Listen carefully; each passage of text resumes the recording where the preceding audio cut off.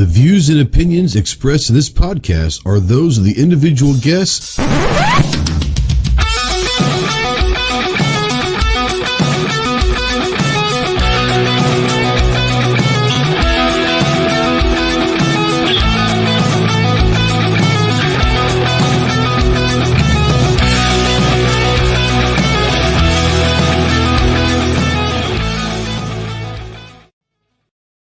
What is going on, my Go Squad? Welcome to the Armed Citizen Podcast Live. This is episode number 288.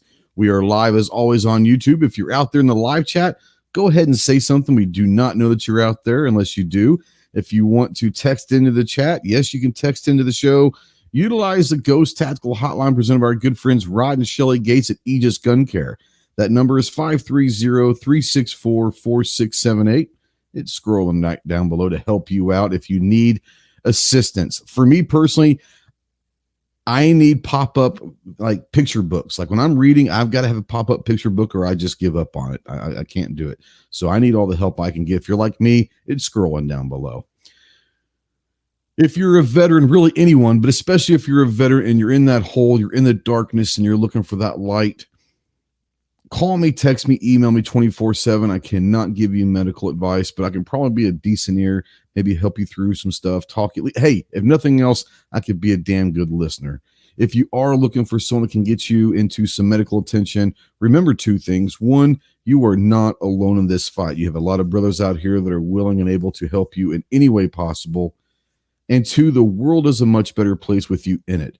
So please, I implore you, utilize the Veteran Crisis Hotline, 1-800-273-8255. Once again, 1-800-273-8255.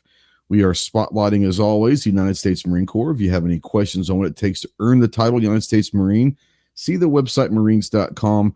And as always, we're a proud member of the Rapid Fire Radio Network and the Self-Defense Radio Network. Go check out all your favorite pro-gun, pro-2A podcasts on both those. It's rapidfireradio.us and selfdefenseradio.net. Let's get this off of my ugly mug right here and say hello to our lovely and beautiful Vanna Whites of the night. All the way from the weird state of Ohio, the only state that has 4 letters but takes 2 people to spell it out. Chris from the 740. What's up, homie? Not much, man. Thanks for the invite. And we're gonna have some fun tonight. I hope so. It's gonna be a good one. This is one that I was looking forward to for sure. From the great state, the hot ass dry desert, which I love the desert by the way, state of Arizona. He is standing on the corner in Winslow, saying hi to all the hookers looking for some blow. It is John, the soulless ginger bastard. What's up, man? Hey, what's up? I wasn't in Winslow, but I did go to Tombstone this weekend. So that Tombstone's a cool place, man. Do they still have like the old timey saloons that are open that you can actually get lunch at, but they all like are dressed up in like costume and all that? Yes, I did that. And I actually got to hold the gun from Dirty Harry this weekend. It's at a museum in Tombstone. Yes. So what is that gun doing at Tombstone? The guy who owns the museum was in a bunch of movies in that era and just got a bunch of the guns. So that was one of the coolest experiences I've ever had because there was also like Billy the Kid's trigger finger was in this museum in Tombstone. And I was surprised. So Billy Kid's still alive. So how do they have his finger? Who? Billy I think he's 117 years old, but he's still alive in my book. Yeah. Well, just for that, hey Chris, OH. Oh, you stop it. Oh my God, stop. Just stop. I'll kick both of your asses out. Daniel has a great question. He says, hey, what's wrong with the state that has a useless nut as a state motto? Well, you said it. So yeah. Anyways, from the great state of Texas, riding shotgun as always, the tactical virus. Fudd himself. What's up, man? What? Huh? What are we doing? What? I don't know. You tell me. You're kind of a big deal, so I'm just happy to be sharing the same space. Right? Yeah. Exactly. And my public service announcement, as my thing says, no crayons were injured during recording this podcast. In case people were out there, you don't have to worry about it. That's a lie. Not yet, at least. We know the grape ones are non-existent at this point. point. The grape ones are gone. Yeah, they're gone. I used them to make my grape flavored water. So there you go. What's going on? What's the shotgun of the week, buddy? Man, let's go high end, right? Okay. We're talking like BAM, 83, 84. Maverick 88 high end, or we're talking about the Blazer F3 competition. All of that sounds Greek to me. I'll take your word. Explain that to ignorant people like myself. Over and under, very custom, very high end. Well, I don't want to go very high end, but it's high end. It makes Brownings and CZs and Benellis and Berettas look silly, but available in 12, 20, 28, 410. I mean, pretty much available in anything. Except for apparently the gentleman's gauge. Yeah, that's true. Starting price around, like I said, around 84, 83, 8400, somewhere in there. Holy so very affordable, very affordable. Well, for some people, for people with Chris's money, it is, You know, interestingly enough, I knew a 4-H kid, and he wasn't in our club. He was a couple of counties over. He was really, really good. Matter of fact, I had him on the Next Generation show at one point. Yeah. And anyway, his senior year, he got sponsored by Blazer. And I don't remember what. I don't remember what. I don't know that it was the F3 that he shot, but okay, so just at the top of your head, like the basic stock, like the most inexpensive. I'm not going to call it cheap, obviously, but the most inexpensive Blazer. Like, what is that going to run? Man, 1,000, 2,000, something like that? No, man, you're way more than that.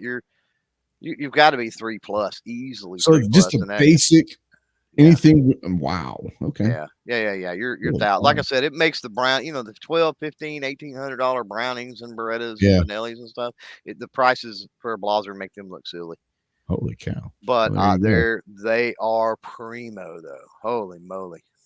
But I mean, they don't help me. I suck at Pony Express. Let's be honest. Right.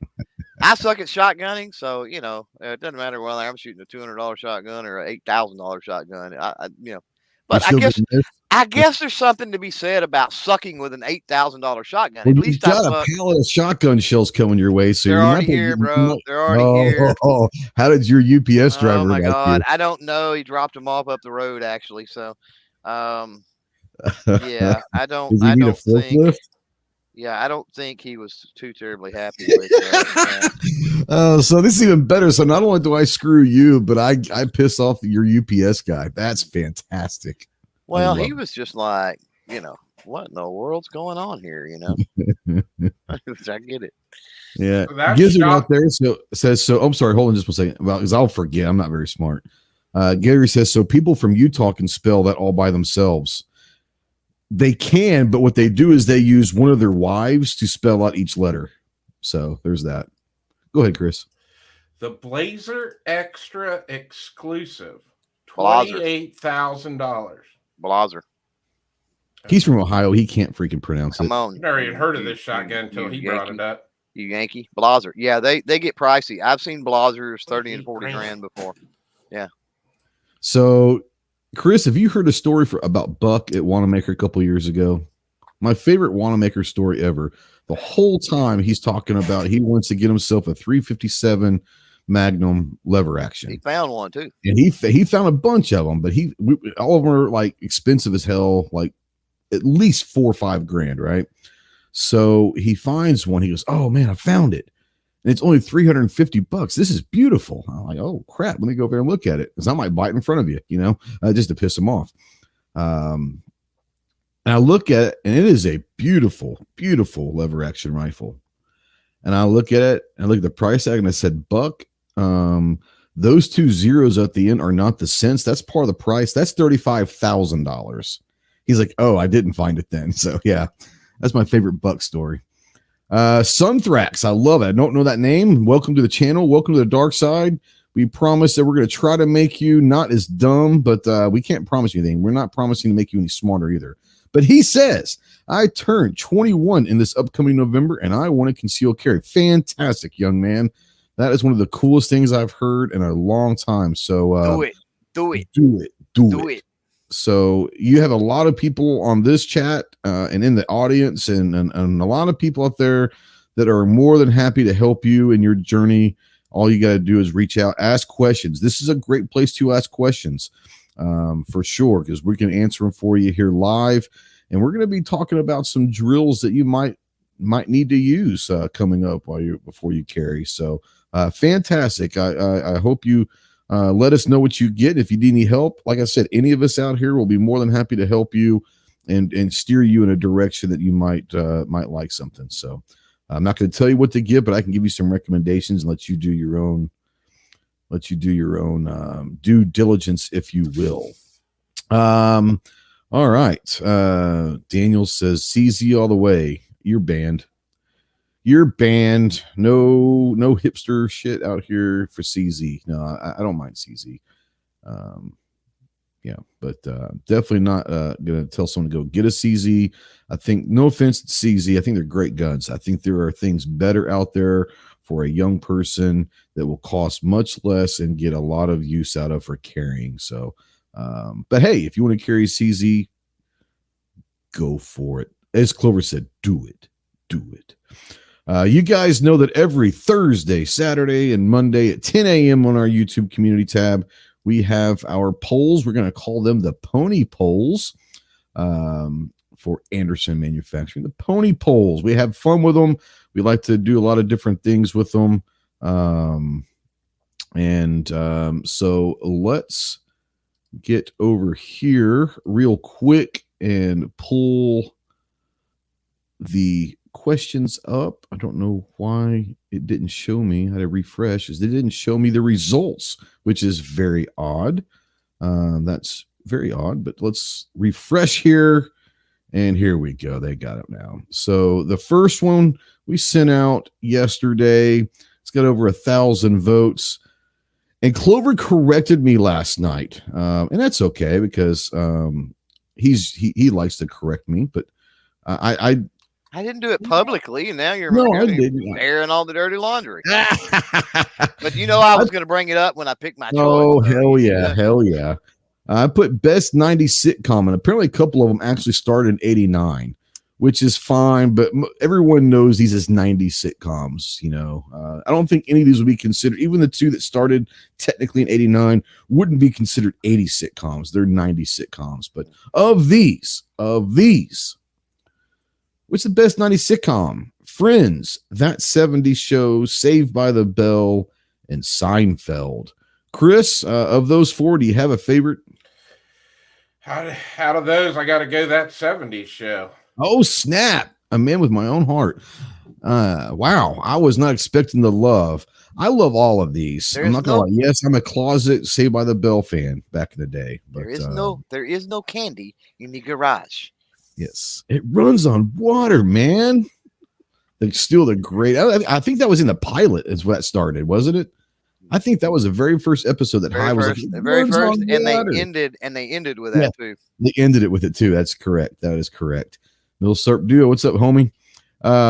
Clover, of those four, I guess technically you're only going to pick one of the two. So because I'm going to kick out Seinfeld and I'm going to kick out Saved by the Bell because that's 89. Okay. It ain't fair. So I had friends in That 70s Show, both phenomenal. Both can quote. I can quote many lines from each. From all four of them, you can. If you go with most popular, I've got to go Friends. It was longer running. The actors got paid 10, 12 years, something like that. The actors got paid more money, and they all stuck around. Topher Grace.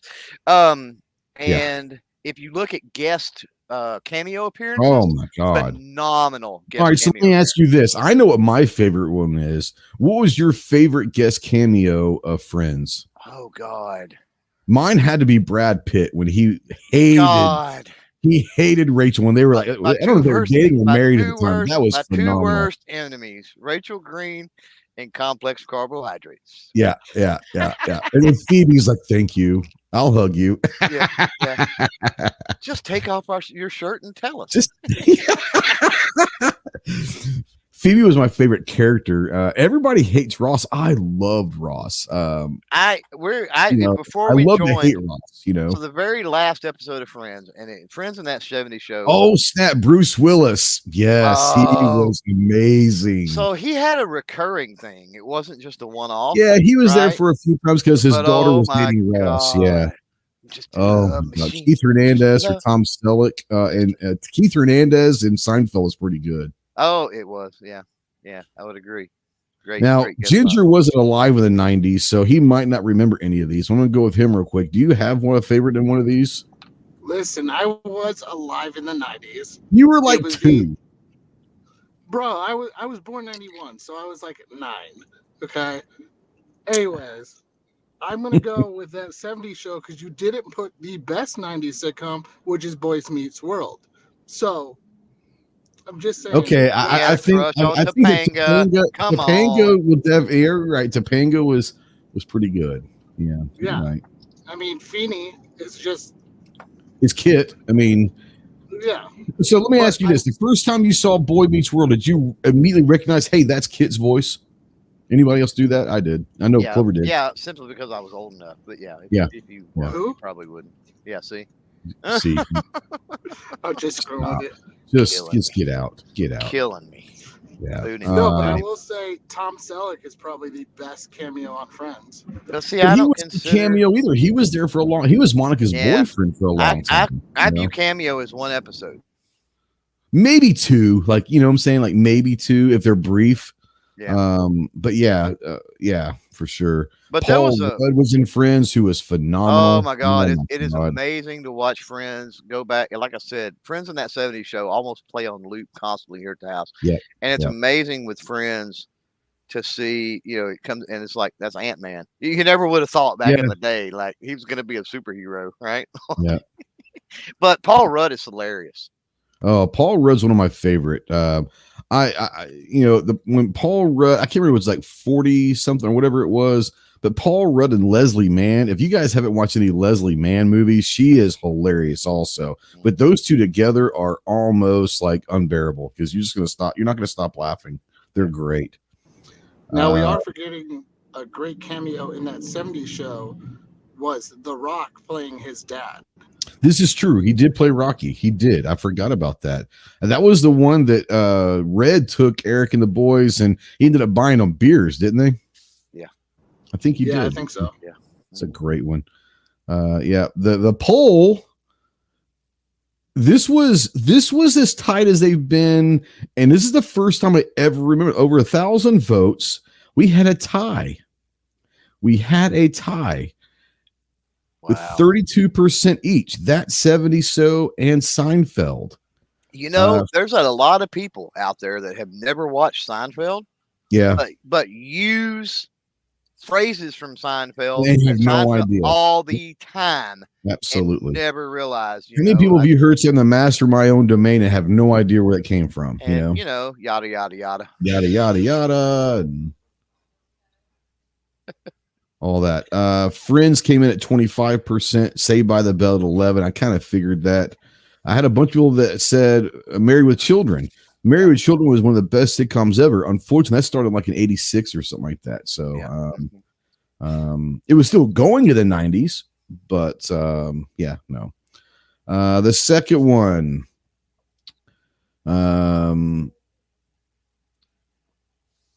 For the new Anderson AM10 rifle in 308, what kind of optic do you think I should put on? I just put red dot LPVO, not LVPO, right, Clover? LPVO and Correct. Scope. Those are 3 options.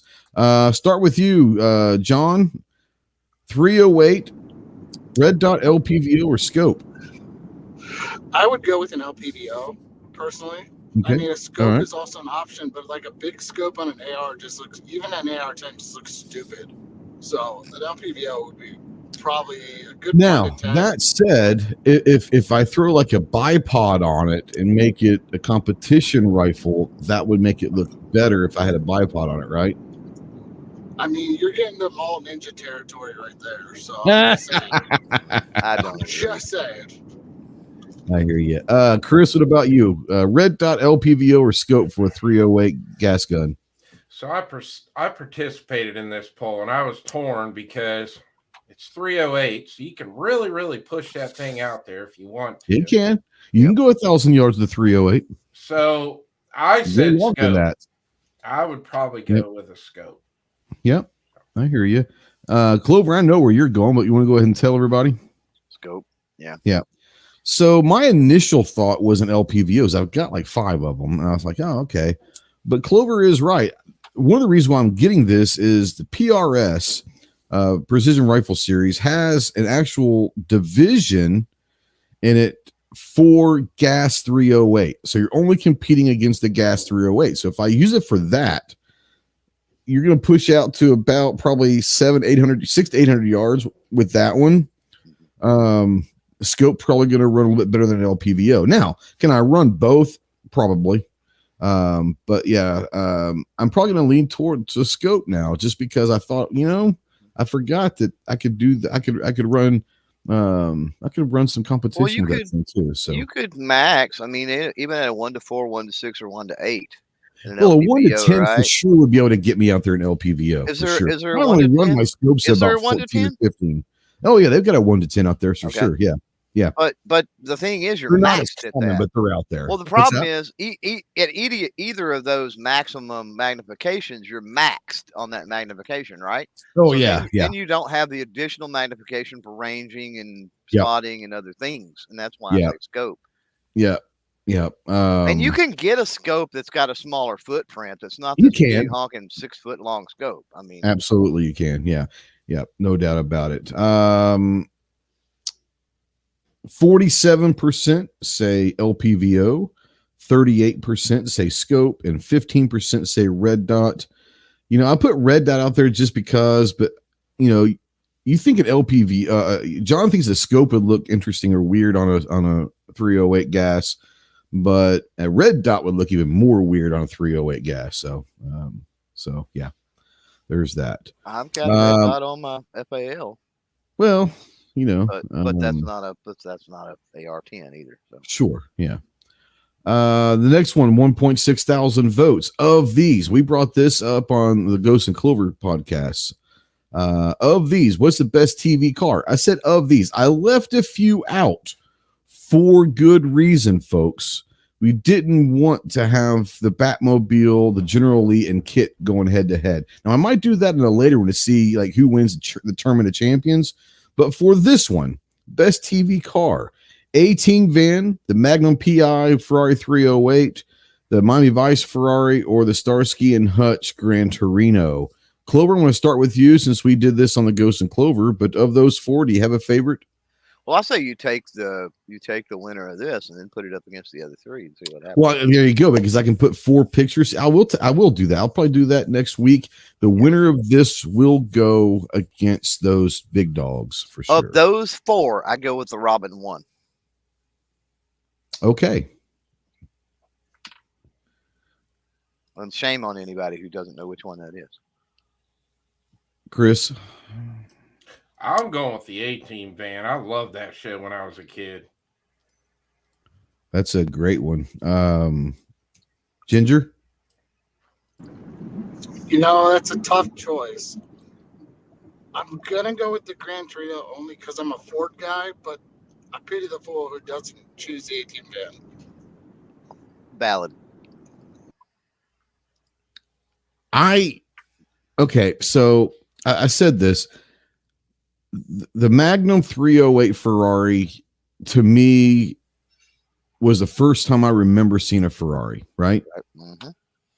It's going to have special places. Like, damn, that is a cool ass car, right? Yep.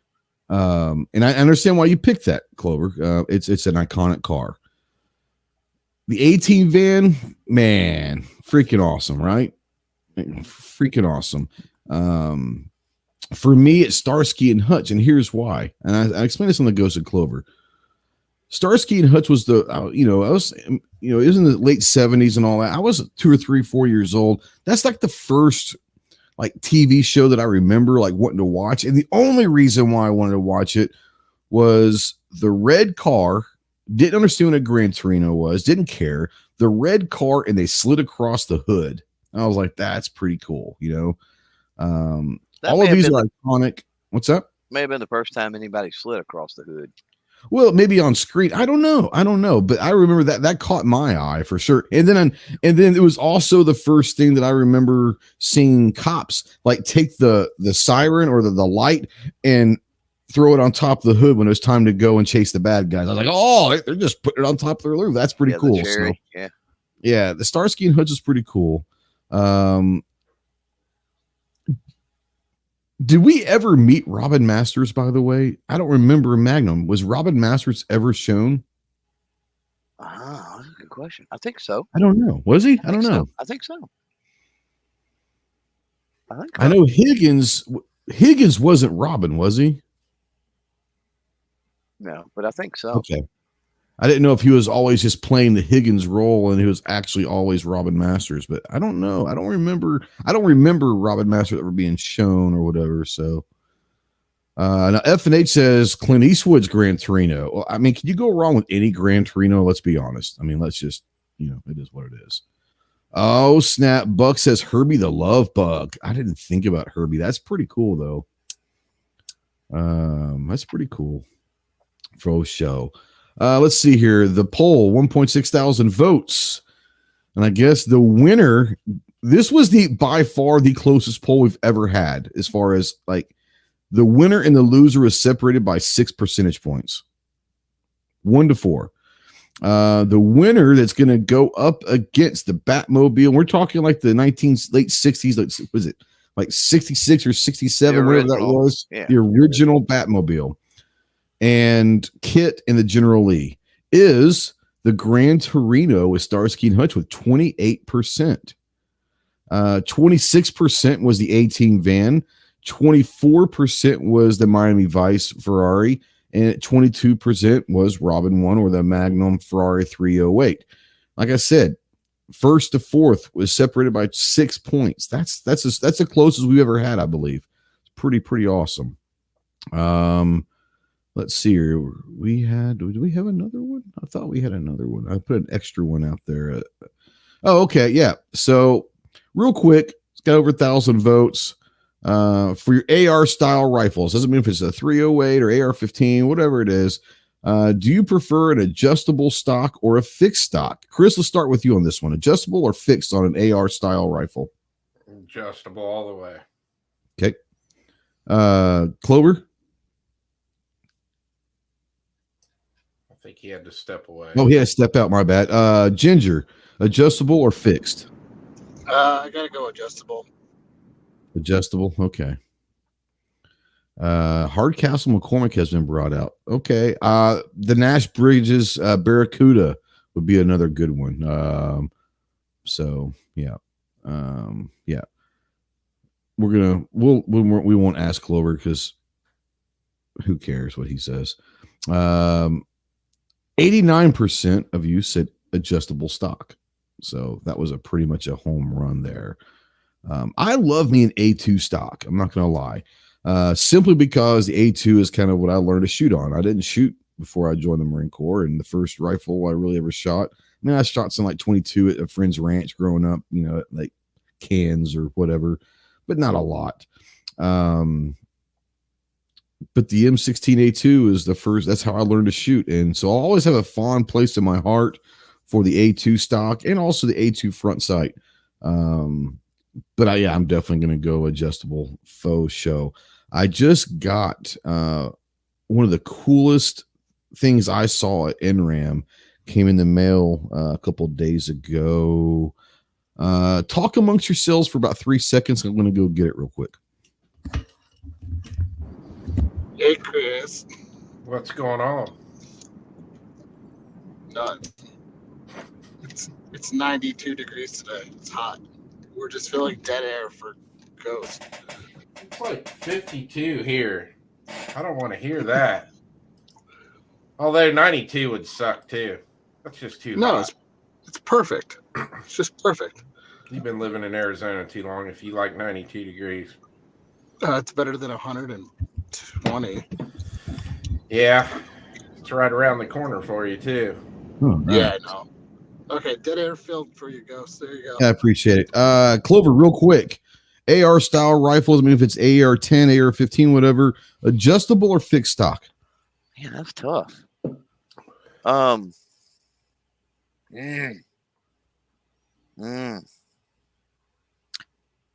Fixed. I figured you were going to say fixed. You were wrong according to 89% of the vote. So yeah, I'm not surprised. Yeah, no, I mean, it's I love A2 stock, and I'm going now the adjustable. But I'm going to bring this in real quick because this is one of the coolest things that I saw. It's from Valiant Dynamics, and our buddy Ronald Riker had it in his booth. It's called the Evolver stock, and it is an adjustable stock. It's mil spec. This one's mil. They have mil spec and commercial. So if you like that fix, you can. That this mil spec is adjustable. The cool thing about this is you pull it out and you can rotate, and it's got different texture. You can kind of see it's got a lip on it. So if you're wearing different clothes or you're wearing a plate carrier or whatever, and you want that lip to fit, whatever, you can just pull this and adjust, and this rotates. I thought that is the coolest thing. He's also a jarhead. So shout out to Todd over at Valiant Dynamics. You're going to see some videos with this. Definitely one of the coolest things I saw at SHOT. So go check out Valiant Dynamics and all of that. So when I watched you do that interview, I was like, that's a genius idea right there. It is. It makes the minimalist look bulky. Oh yeah, I mean that is a small stock, and like I said, what I love about it is you can whatever you're wearing, and however you want it to fit. Like this thing, it's just simple. It just pulls out and turns, and you just set that up however you want, whatever's comfortable for you. If you're wearing a kit, whatever you're wearing, you can find something that's gonna grip and it's gonna hold it in spot for you a lot better. So yeah, it's a really cool thing. I didn't know anything about them. They just came out not too long ago, and Ron was running on one of his rifles. I was like, holy hell! Like off camera, I was like, what the hell is that?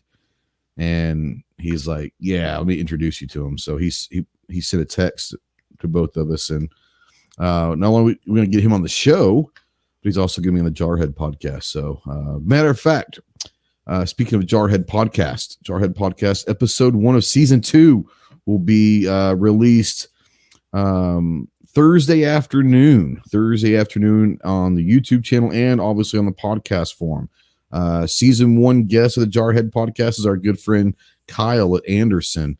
A lot of people don't realize he is a Jarhead himself. Really got some cool stories to tell on that, and that will be released. I want to do send a shout out to Kyle. Kyle had an interesting day. He sent me a text, said he needed to decompress for a little bit, and we love you, brother. I've always told you, hey, call me if you need anything. We all have days where we just need to decompress, and he wasn't feeling it tonight, and I get that. So I want to send a shout out to Kyle. We miss you, and maybe he'll jump in the after chat if you feel any better. I don't know, but go check out Anderson Manufacturing, obviously the pony poles. So all right. So hold on here. Snob said, I just got the aluminum minimalist stock in from NFT. It is way nicer than the polymer minimalist stock. That's good because I'm not a huge fan of the minimalist stock in the polymer. An aluminum stock might be pretty interesting. That could be kind of cool. So I am looking for a video from Snob on that. So yeah, you guys knew that I took some time off from doing reviews this spring after SHOT Show, just to kind of myself decompress and get my mind set and get remotivated and all of that. Unfortunately for you guys, I've let stuff build up, and I've got about 20 to 23 maybe items now that I'm going to have to start getting reviews on. So you're going to start seeing a flood of different cool things coming down the road. And I tell you, who's really going to hate me, Clover, is Jeff, because Jeff's getting ready to get about 23 different gear report reviews to edit too. So that's fantastic. I love screwing my buddies. Like I screwed you with the ammo. I love screwing my buddies. But yeah, so tonight we're going to talk something. I love talking this stuff, and I got a comment on a video a couple weeks. It was before NRAM, and so I wanted to do the show on this and all of that. And it was talking about, hey, I watched some of your. He was talking. He commented on one of my drill of the month videos, and was asking like, what are like the best, not like my favorite, but like for the general purpose of getting training done at the range. What are some of the best drills to do? So I want to take this a different route. Not only want to do that with pistol, but let's also do it with rifle, because there's a lot of people when they think taking their rifles to the range, they don't necessarily thinking about doing drills. Now, I'm not talking like tactical drills. There are some of the CQB drills, but there could just be like quick follow-up shot drills. If you're hunting, you might have to take a quick follow-up shot if you've got that, especially with the bolt, getting that racked and right back into firing position quickly. There are drills to do that. So let's start with pistol, though, because that's kind of the most common. Start with Chris. When you go to the range, especially if you're getting ready for a comp, I know you do PCC, so this will probably be more towards the rifle side of drills. But if you're going to the range and you really want to work on your handling, whether it's for carry or not, or just working on your handling in general, do you have like a couple go-to drills that like are a must that most people should be putting in their arsenal? So my training is different because pretty much any kind of training I'm going to do, because I'm kind of limited on time when we're out shooting YouTube videos. So, when I'm getting ready for a match, like I got a match coming up this weekend, for instance. Yeah. It'll be my first match of the year, and I'm actually going to shoot carry optics. I'm not going to shoot PCC on this one. So Friday I went to the range and I practiced strong hand shooting and weak hand shooting. So I would single hand or so I was putting 10 rounds in, shooting 5 with my left hand because that's my dominant hand, and then switching over. Yeah, you're a weirdo. I forgot about that. Yep. So that's one thing. One other thing I do a lot of is mag changes, because we constantly have to change mags. And a lot of guys say, well, even when we're shooting PCC, you guys don't ever have to change mags. Well, we do, because there's sometimes a capacity. Yeah. We have stages that call for mandatory mag changes. And you got and a lot of stages will sit there and say, reload your magazine to 10 or whatever. And it's an 18 or 20 round stage or whatever the stage would be. Like, okay, so I can maximize each mag at 10. They do that for a reason, because they, like you said, they want to force you to have a mag change. Yeah. So a lot of my training now revolves around what I've learned shooting USPSA over the last 3 years. So unless it starts, we'll have to put a mag on a barrel or something 20 feet away from us, run and grab that mag, load. But yeah, a lot of guys don't train that, and shooting strong hand and weak hand is something you definitely want to add to your arsenal. Well, even if it's not for competition, I don't like talking about the doomsday weird stuff happening, but you have to prepare for it. If you happen to be in a self-defense situation where you've got to use your firearm, I'm not saying you get shot in your strong hand, but what if you're injured, or you're having to utilize your strong hand to maybe pick up something or move something, and you've got to go weak hand with that firearm? You need to be able to do that. Now, do you need to be awesome with it? No, but you need to be proficient with it. You need to at least be experienced in shooting with your weak hand. I'm not saying your left hand, but your weak hand, because your weak hand is your right hand. But yeah, so I love the fact that you throw in mag changes and weak hand practice. That's something that a lot of people don't even think about, for sure. Yeah, because we lose a lot of time on mag changes, so you got to get real proficient with grabbing. While you're hitting that button, dropping one, grab that thing and get it in there as fast as you can. So, yeah, that's what you said. Yep. Yeah, for sure. No, I get it. Clove. We're going to talk pistol drills. Whether you're doing them or maybe earlier, in your career when you were teaching 4-H and the kiddos, were there certain drills with handguns that you like to either do yourself or make sure that the kiddos were doing on a regular basis to maybe master a skill with a handgun? I'm confused, man. You said pistol drills. I was thinking maybe DeWalt or Skill or Milwaukee or something. Yeah. I prefer a skill. Yeah. A skill circle saw or a circle saw goes great with a skill drill. I'll tell you another one that's really good. And I don't know about you guys. I've seen them. I don't know if they're any good, but I hear great things. There is a new line, and it's a Japanese company, but I think it's at Home Depot.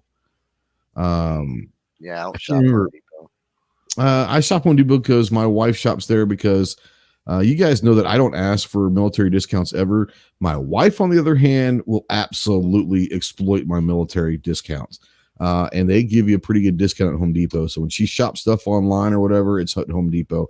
But it's like, it's a Japanese, but apparently they're like a lot of the cordless drills now. Apparently they're really, really good. So I don't know. Yeah, there's a lot. That went down a really weird. Yeah, we did. You're welcome. Yeah. Wow.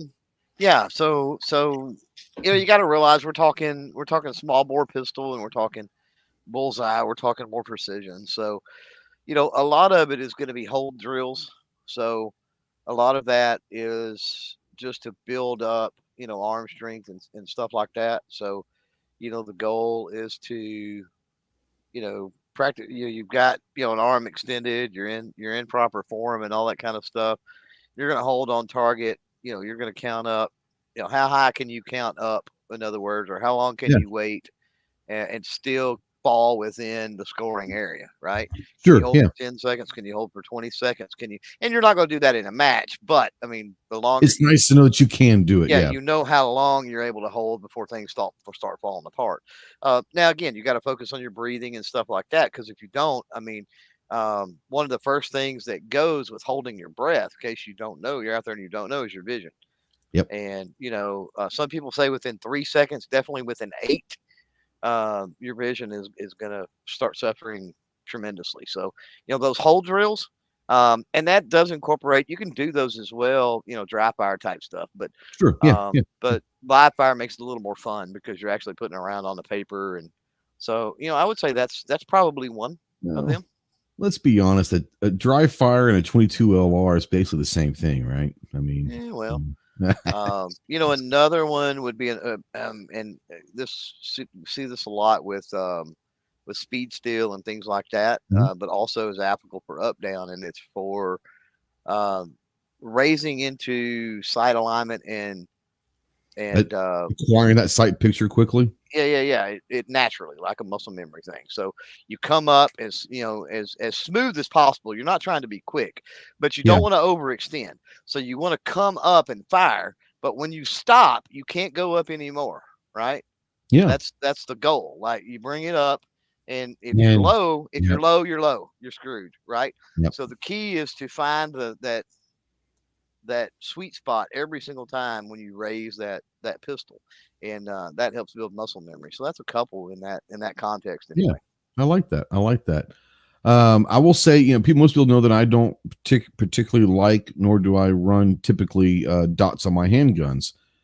I will say this: if you're new to dots on handguns like I am, and you're first getting used to them, and you present, you always think that your mechanics are good, and they probably are.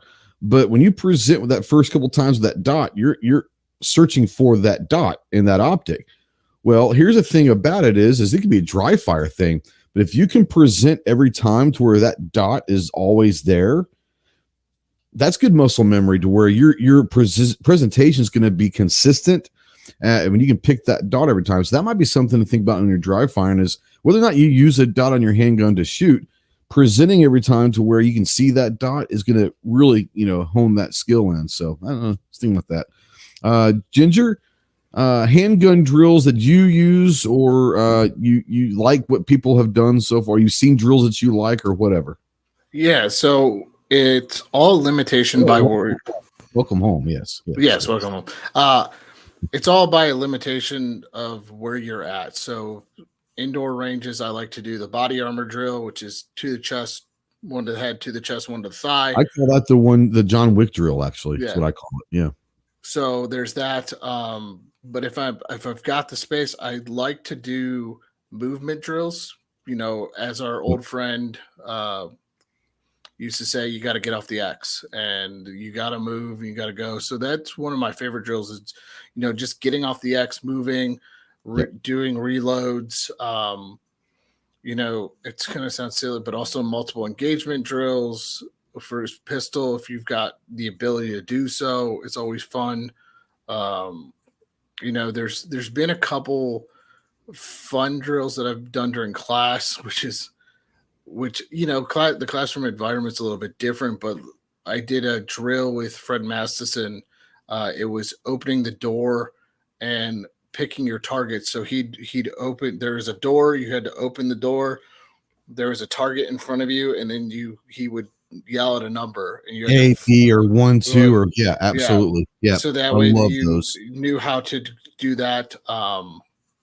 Anything like that is always true. But the big thing is, practicing your draw stroke.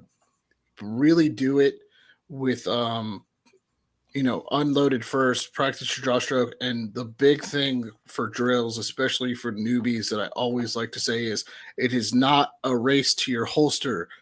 Do not race to the holster. That is the last thing you want the gun to go. Make sure when you put it in your holster, you do it slow, methodical, and it's in there. Because I've been in a class where somebody kept racing to the holster and they put a round in their leg. And I can't, stress enough that is not something you want. No. But and if you get a chance, take a class, take some cool classes. Another drill that was fun, and you don't get to do this normally, but shooting through a windshield for a drill. It's pretty awesome. No one's ever done that. People don't realize what, especially windshield glass. Now, car window glass isn't going to affect trajectory or line a whole lot. Windshield glass, it's going to move that shit around, whether you're going in to out or out to in. It's going to change the trajectory and the alignment of that shot. So absolutely, it's a fun one to do. Yeah, absolutely. Especially when the windows are closed. True that. It's very interesting. For me, there's several that I suggest to people. The Bill drill, the Bill Wilson drill is, you can Google, most of these are on my channel that I've done like drill a month with or whatever. But the Bill drill and the Mozambique drill, those are two like kind of constants that I think every instructor at least will mention those or do a variation of those drills. Those are the two basic drills that I think everyone should do. Now, Buck out there was talking about moving around, and so did John. John was talking about moving around, doing mag changes. One of the best drills that I ever learned was when I was taking a class with Jaeger, 4 or 5 years ago now. And they had a barrel, and you were basically shooting a steel at about 25 yards away. So you're having to, work on all of that, but you're doing a figure 8 around that barrel the whole time. And when you run out, like you're mag changing, and you're trying to hit that steel consistently. Now where you're moving, you're doing figure 8, but you're able to keep, that front sight on target. And it's a great drill. So if you like moving, you have a range that has a barrel. More importantly, if you have a range that you're allowed to do that kind of stuff, get a barrel or a trash can or a chair, anything, and just do a figure 8 around that object and shoot the whole time. Work on your mag change. It's a great drill. For me, it's not necessarily for beginners, but this isn't necessarily a beginner's thing we're talking about. It's just one of those things that for me, though, I will say this: the best drill, if you want to test every part of your handgun's ability, you're firing with different things. The dot torture test, it's a 50 round drill, and you can literally print out, it's an 8.5 by 11. You can find a dot, just Google dot torture target. You can print it. I've got one on my website. I've got it on, just look up Ghost Tactical dot torture test. I actually scale it down to a 25 round drill for people that didn't necessarily want to go and do 50 rounds or whatever. It's been a whole box. I did it 25 rounds. So you can literally get 2 rounds of that drill with 1 box of ammo. But the actual drill is a 50 round drill. It's called the dot torture test, and you're going to fire strong hand, weak hand. You're going to, draw and shoot. You're going to do, double taps, all this stuff. You're going to have to shoot multiple targets. We're talking the dots are like, I don't know, they're probably 2 inches, probably 2.5 inches round. There's like 20 of them. They're going to tell you, each number has a thing that you have to do with that number. I think that the most comprehensive, if you want to find out what your skill level is and what you need to work on, do the dot torture. Not every time you go. I would say monthly, once a month or every couple months, every 6 weeks, do yourself a dot torture test to see if your skill level it gives like a point system. And so, hey, this month I shot, a 30 or whatever. This month I'm going to do a 35. So I'm getting better. Or, I went down to a 27 this time. So, you'll see where not only how you're doing, but it'll also see where you're deficient at that you need to help that score out there. Now, Buck out there says a whole lot of dry fire practice. That right there is the best drill that anyone can do, is dry fire, especially for someone new to firearms. You don't have to go to the range and spend a lot of money on ammo. You can dry fire, and there's great things like the Mantis. There's all sorts of dry firing apps and different techniques and different things that you can utilize to help you make it fun with competitions. Yes, dry firing is probably the number one thing that you can do to help any firearm, whether it's, if you're going with a rim fire, you might want to get some snap caps and all that or something. But go ahead, Clover. Yeah. Well, what about, I was thinking about dry firing. I was thinking about a lot of people, I know a lot of people sit in front of the TV and, they'll do dry fire and stuff that way. But yeah, absolutely. I'm thinking more, we hear a lot of people that buy new handguns and they don't understand break-in. Sure. And they buy it and they badmouth it, right out of the box and blah, blah, blah, blah. And they don't understand that you're going to have to get some time in that and wear it in and break it in. So along with dry fire, I would add, especially if you're sitting in front of the TV. Now, obviously, you want to make sure it's clear. Yes. The magazine completely detached and away from the fire. You don't need the magazine to do what I'm fixing to talk about, because that would actually make it worse. It would, in most cases, lock the slide back, which is what you don't work. But sit there and watch TV and just work the slide, work the slide, work the slide, work the slide, work the slide, work the slide, right? And that sure, it's not coming back with the type of force that cartridge is gonna kick it back with, but you would be surprised at, a few days, a few evenings of a 30-minute sitcom like we were talking about earlier, sitting there racking. You get 300 difference to make. Yeah. Man. Make a world of difference, man. Make a world of difference. And to your point with the dry firing, that also would help on the trigger side of things too. 100%. Yeah. And that's a lot of things that people don't understand. Triggers get better. Springs loosen up a little bit in the break-in period. It's like a car engine. Car engines, do they run fine right out of the box? Sure they do. You put 1,000 or 2,000 miles or 5,000 miles on a car, and that engine, it starts purring a little bit more for you. I had a gun at one point that every time I shot, the slide locked back. It didn't double feed. There was no malfunctions. It just stayed back on every single shot.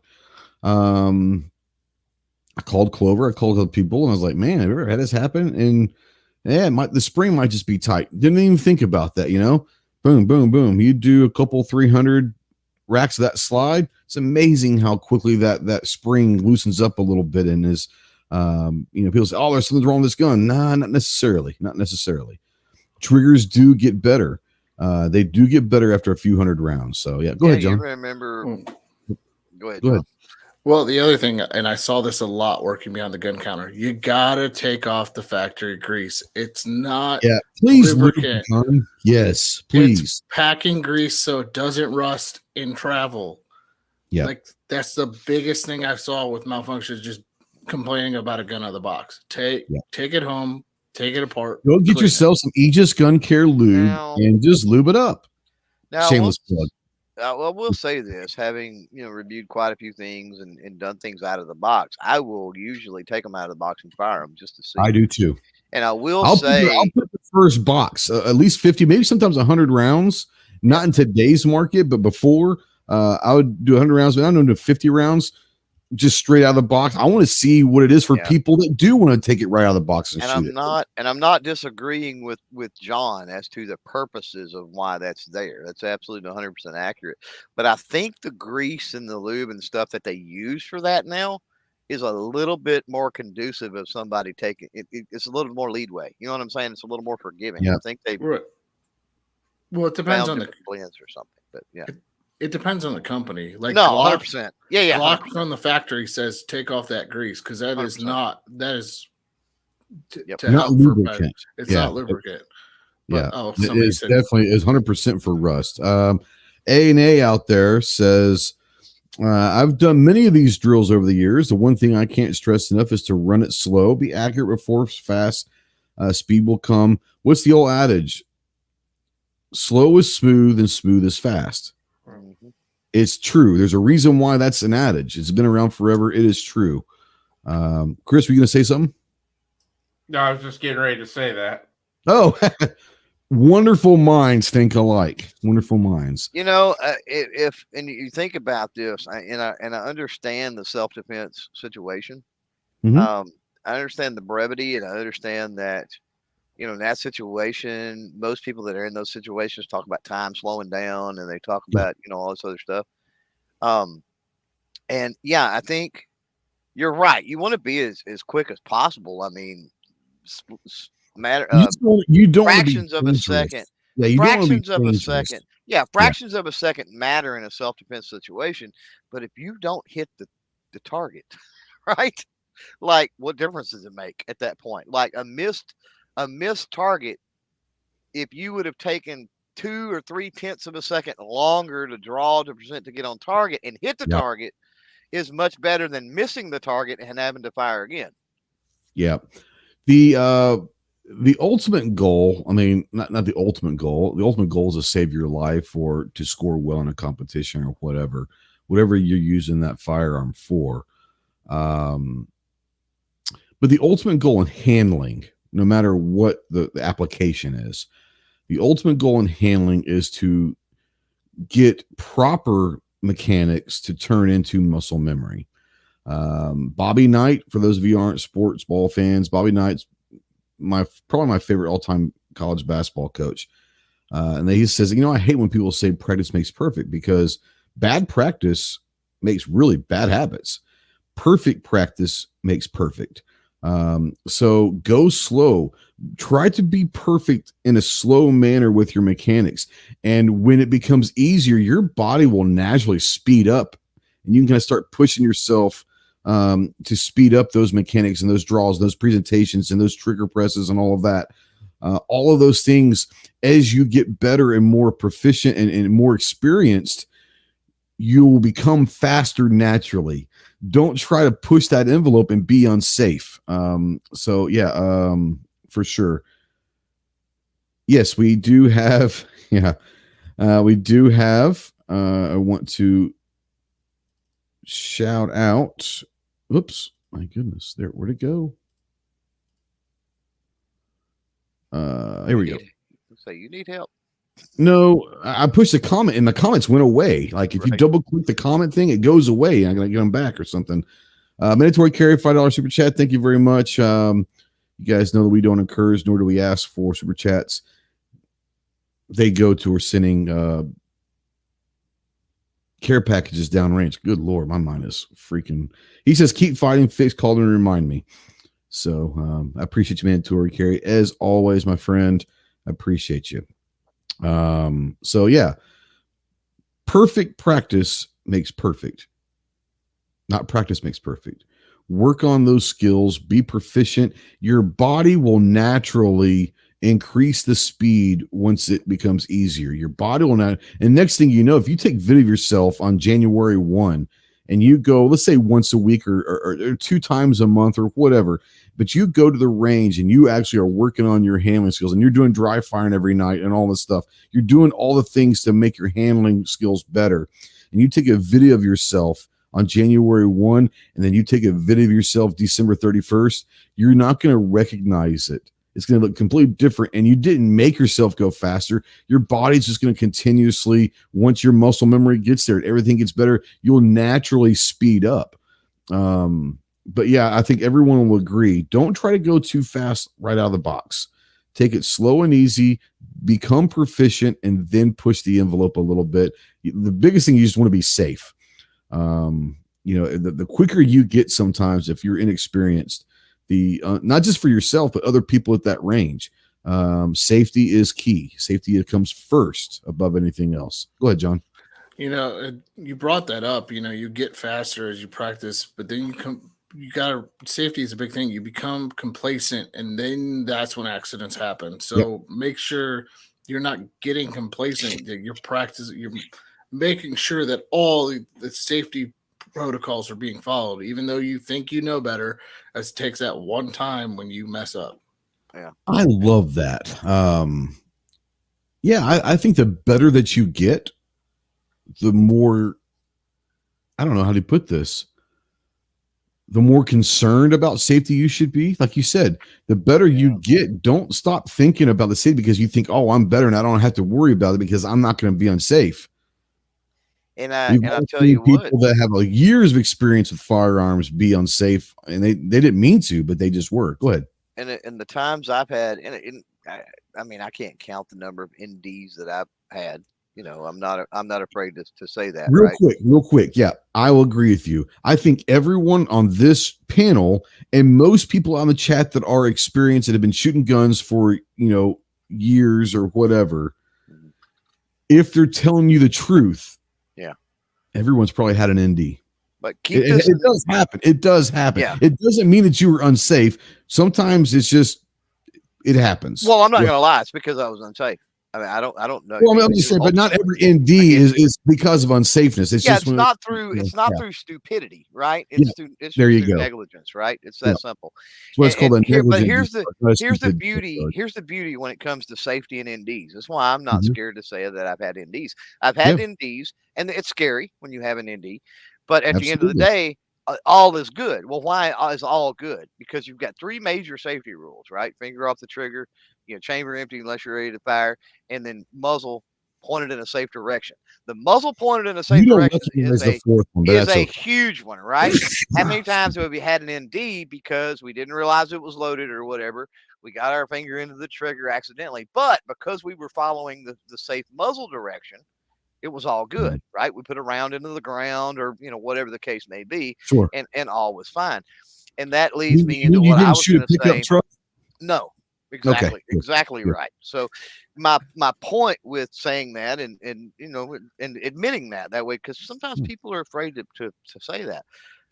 My point with that is you develop protocols, right? You develop a method, right? And sometimes we get in a hurry and we don't follow out that method, right? And that's when you get into trouble, right? So if you've got a regular routine that you go through, whether it's loading or unloading or packing stuff up or putting it away or whatever the case may be, follow that same routine every single time. If you get interrupted, if you're on the range, right, and you're on the table, start over if you have to. Yeah, exactly right. You got all your stuff out on the table, right, and you're putting the stuff away or whatever the case may be, and somebody comes over and they want to look at this gun or they get to talking to you.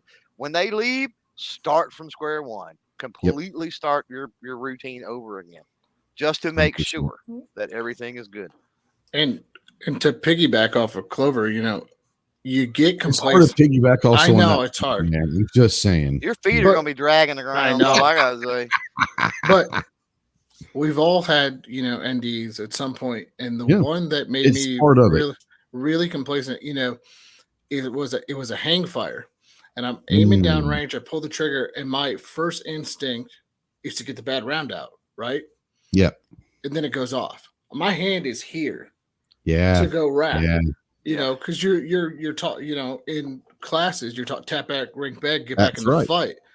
The first should be, instead of the first thing is tap, rack, bang, the first was observe. Yeah. That should be the first thing you do before you tap, rack, bang is observe. So I didn't do so now. It's always 30 seconds. Yeah. And then just wait. Yep. But talking about and while you're waiting, keeping that muzzle in a safe position as well. Yep. Because I've had one where that was weird. I had one where I dropped did the hammer drop on the hammer drop safety on a gun, and it went off. But I was in the safe direction at the range. That's a malfunction. Things can happen, and if you don't follow the 4 rules. Now, the funny story is Clover's talking about how, you've got your range routine. I watched them when I was working at the range. I watched a man who got distracted mid-routine, and instead of throwing out his trash, he put his trash in his range bag and threw out his gun. Because he got distracted. Yeah. Yeah. That's just stupid as a stupid does. But you're right. I mean, it does. I guess it does happen. It wasn't like he dropped his gun into the trash can. He yeeted that thing halfway from across the range into the trash can like a 3-point shot. That's hilarious. That's hilarious. Now, I want to bring up something before I do. Chris, you wanted to chime in. Go for it. Well, what I wanted to say about, obviously an ND is a terrible thing to have happen. And I mean, but it's a scary thing for someone who's never done it either. It's very scary for the first time. And not to make it sound weird or anything, but the thing is, it's almost kind of a good thing maybe for that to happen at least once to everybody, because one thing, it's something you'll never forget. You always remember that ND. And then things start going through your head. Oh, my kid could have been standing. 100%. Use it as even though it was downrange and it's in a safe direction, all these things start going through your head. So it actually ends up becoming something that kind of gets burned into your brain. Yep. And chances are, that same ND you had, you probably aren't ever going to have it again, because it is going to scar you just a little bit to make you think, I don't want to ever, I don't ever want that to happen again. Utilizing something like that is going to be scary. Let's just be honest. It's scary because the first thing you do, you're looking around like, oh, like everyone okay? Even though it was a safe direction, your first thought is, holy shit. But utilize that as a learning and a teaching moment. Now, I'll say this. If you're at the range and someone else has an ND and they start freaking out, calm them down. Let them understand, hey, this is, if you're around firearms long enough, it's going to happen. And it's not going to be the only time it ever happens. But utilize this as a teaching moment. Let them understand, like you said, learn from what happened. Find out why the ND happened. Were you drawn too fast? Or what was the problem? Make those corrections to where that particular ND never happens again. That's a great point. Man, go ahead, Phil. Yeah, I was just going to say, when you're talking about somebody else and trying to help them through that issue, I've had to deal with that with kiddos. And imagine how much a kiddo freaks out when they have an ND. And, I mean, you're talking about crying. And we're talking about 12, 13, 14-year-old boys. So let me ask you guys. Like a little baby. And you're like, okay, listen. Your muzzle was in a safe direction. You got to reassure them that, look, accidents are going to happen. This is why there's 3 major safety rules. It's just calm down, breathe. It's all good. And, you're worried because, you don't want them to bail and quit the team or quit. Well, that's my question is, have you ever had anyone quit because of one? Because for a kiddo, that could be something that is it's just distraught. I never had one quit. Now, I don't know how many NDs that I've dealt with. Dozens, I'm sure. And nothing catastrophic. And that's good. One of the good things in the entire history of 4-H shooting sports, which is 100+ years or something. There's never been any injury related to the discharge of a firearm. Obviously death, but even injury. And one of that is the rules of the range and all the safety protocols and everything else in place, that if it happens, right, most of the time they're only given one round at a time or a few rounds at a time. It's mostly slow fire. Everything's in a safe direction. Plenty of people monitoring who's downrange and who's at the line when people are downrange and all of that. Where I was going to go with this is I'm in a little bit of a weird situation. I know there's other folks out there that are the same as me, where the vast majority of my shooting is done me, myself, and I at home or in the woods, on the back of the property, on the range, by myself. Yeah. And complacency really sets in that scenario. When I'm on a range, yeah, there's no RSOs at that range except for yourself. Yeah, your exactly. own RSO. Being SHOT Show range day, or if I go to a competition or go to this, I become hypersensitive to the safety thing, and that's why, because it's like, look, I'm not at home, like Chris was explaining. It may be in a safe direction for pointing down range for me at the house, but is there somebody down there changing targets? Is there somebody down there scoring targets? Is there when I'm on another range? So depending on your setting and your situation, you've got to ramp up the safety as far as thinking about the safety and slowing things down and really making sure. Yep. Great question from Buck out there. Ghost, question for the panel. What dry fire system do you recommend for new shooters? Man, there's so many great ones out there. I think I know what probably everyone's answer is going to be, but I've been using them for years. They're friends of the channel. I've worked with them because I use their stuff beforehand. But you can't go wrong with Mantis. If you're talking about the quality of Mantis for the price that you're going to get, and they have so many different products. They have products for handguns. They have products for rifles. They have, the university thing where they've got an app where you can do different targets. You've got competitions that you can join a group with your buddies and kind of push each other to do these dry fire challenges and all of that. Like I said, there are a lot of them. I'm sure Chris and Ginger and Clover will bring them up. For my books, if I was going to say, for the money and the value of what you're getting, I don't think you can go wrong with Mantis. Chris, I'm going to start with you on this one. Honestly, I've never used any of those dry fire things. I don't have a problem with them. I'd probably love one if I got it. I just have my own method of how I do my dry fire practice. I got a little area in my basement, and I'll set up a few, I'll put an old lamp we're not using over here and an old fan over here, and then transition around. I've never used one, to be honest with you. Yeah, and Cluer brought it up before. People, just dry fire or rack that slide or do something when you're watching TV. I'm not gonna lie, there are times when I'll do my dry fire and I'll actually be like watching a movie or something, and every bad guy that comes on the screen, I'm gonna dry fire at them. I mean, it sounds crazy, but I mean, for me, I get bored very easily. Okay, I am. How do I put this? I'm a squirrel addict. Squirrel. I get, I'm not very smart. So for me, in everything that I do, I'm ultra competitive in life, and most people that know me know this. Like, I'll cut your throat if I can beat you in like marbles, right? Like, I'm legit. I'll cut your throat to win anything.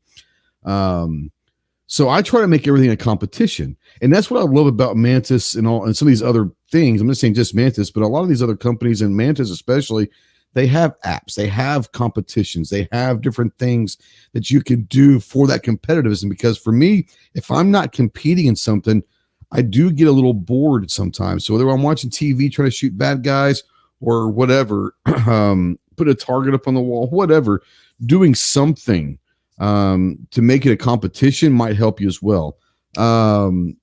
Ginger, bring you in on this one. So Mantis is my choice. And just to show how the competition works, at Faxon, we got Mantis in, and we set up a course in our office. We had the ability to do so. So we just, competed against each other at lunch and see who could do it. And then when we got home, it was. Hey, the leaders got to go buy, lunch or something for everybody or whatever. Yeah. But it got weird because I was like, I'm not going to use this thing that much. No, the minute I got a notification that somebody beat my score, I'm going right back in there and go beat them. Mm-hmm. It's just the the competitiveness in people. And what people don't think of, you're competing, but the only way you're going to win or compete is if you're getting better. So which is a really cool thing. A&A says a hell of a patch wall, Ginger. Yeah. It's only going to get bigger too. So, yeah. Chloe, bring you in dry firing systems or whatever. So I think it's glaringly obvious at this point that Mantis is probably the most well-known and big dog on the block. It is. Absolutely. That being said, I'm going to bring up 3 alternative / additions, right? And I'm going to say that because I've even talked with Manus about this, as well as these other 3 companies that kind of are in the same space as far as competition, but then again, they can be used in conjunction with each other to make an even cooler experience. Yeah. So one is Cool Fire Trainer. If you're not familiar with that, it's you change out your barrel and it's CO2 charged, so it'll actuate the slide. It's got the laser. It'll record your shots, all that kind of stuff. Very cool. The second one is called G-Sight. And it's the same way, works off of a laser. So in conjunction with that, but anyway, it uses a cell phone and you put it on your target and it records the shot. And they got all kinds of fun style targets and other little games you can play. And then the third is one called Virtual Shot. Now, Virtual Shot's fairly new to the market. I've never heard of it. Yeah. Maybe they come in like last year. So it incorporates. Is that the one you had on your podcast last year? Okay. Yeah, pretty sure. So the Virtual Shot is kind of neat because it's actually a mounting system, and you mount your phone to your firearm, be it a rifle or a handgun or whatever. And one of the cool things with it is it uses your phone as a camera, so you can designate actual targets through your camera. So you could use it out on the range and never fire a single live round even. Yeah. And one of the other cool things is you can build your own range in the app.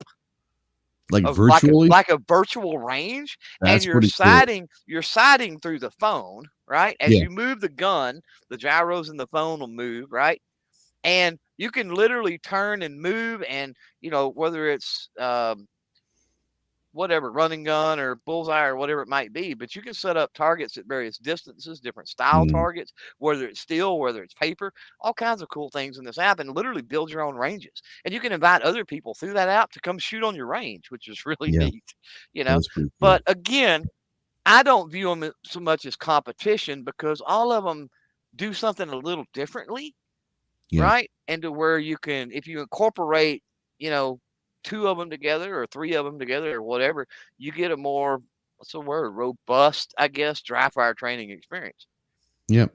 Now there's a couple more that I want to bring up for like honorable mentions. One of them is probably out of the price range and all of that for most people for what it is. And then one is absolutely cheap as hell. You can go to most local gun shops, most of them, I'm not saying every single one in the country, but most of them are going to have it. And there's something like a little 223 cartridge or a 9mm, and it runs on a little bitty watch battery type thing. And it's a laser thing to where you put it actually in your chamber of your gun, your dry fire. When you pull that trigger, a little laser dot shoots where it would end up for, on the wall or whatever you're shooting at. They're cheap, and you can get them pretty much anywhere. If not, you can probably get like 5 of them for $20 on Amazon or something, and different calibers and all that. But it just goes into your chamber, and when you pull that trigger, a little light flashes. Now it's the same concept as another thing that I want to bring up, and it's called the SIRT pistols. I'm a huge fan of SIRT, SIRT, but they're expensive. They're anywhere from $250 to $400 depending on the gun. But like let's say a Glock 19, and you're going to shoot a Glock 19 for carry, or you're going to put it in competition, whatever it is, that's going to be your primary gun. You can get a SIRT Glock 19. It's going to fit in any of your Glock 19 holsters. It is going to have the exact same weight and all of that. And all it is you pull a trigger, and once again, a little laser, a little flash of light comes out, and it just kind of flashes, boom, boom, boom. So you can kind of set up your own thing. You can clear your house or whatever, dry firing and all of that, and you're going to know exactly where your point of impact and all that is. So it's kind of a cool thing. Very expensive for something that you actually can't use as a normal firearm. But if you're looking for something, there is no way to make a mistake and have a problem inside your house dry firing. This is not a firearm. It's the same weight, same design, fits in your holsters. You can do everything you want to. It is not a firearm. It's just a laser gun. Go check out SIRT. Clove, you said you got something else. Go for it. Yeah, this isn't dry fire, but it's something that it just clicked, and I'm like, whoa. Sure. Were you talking your backyard or your man cave, or maybe you got a garage or a basement? Airsoft.